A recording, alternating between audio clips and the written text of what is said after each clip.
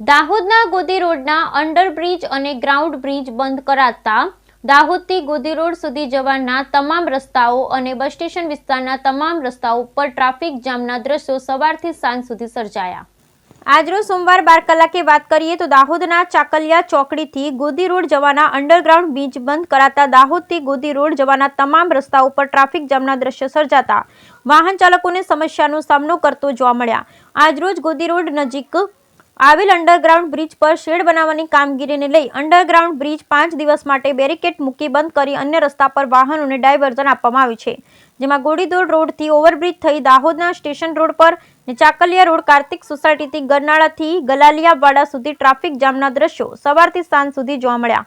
હવે સવાલ એ ઊભો થાય છે કે આ ટ્રાફિક સમસ્યા નગરપાલિકા અને પોલીસ ટીમ 5 દિવસ સુધી કઈ રીતે સંભાળશે, કારણ કે આજના દિવસમાં સવારથી જ નોકરિયાત વર્ગ, વિદ્યાર્થીઓ, વેપારીઓ અને સાથે માલ સામાનનો હેરાફેરી કરતા નાના મોટા તમામ સાધનોને લગભગ અડધો કલાક જેટલો સમય ટ્રાફિકમાં ઊભા રહેવાનો વારો આવ્યો। આની સાથે હવે જોવાનું રહ્યું કે આવનારા દિવસોમાં તંત્ર આ ટ્રાફિક સમસ્યાના નિવારણ માટે કઈ રીતે પગલાં ભરે છે। Bureau report Jashubhai Ganani, Dahod.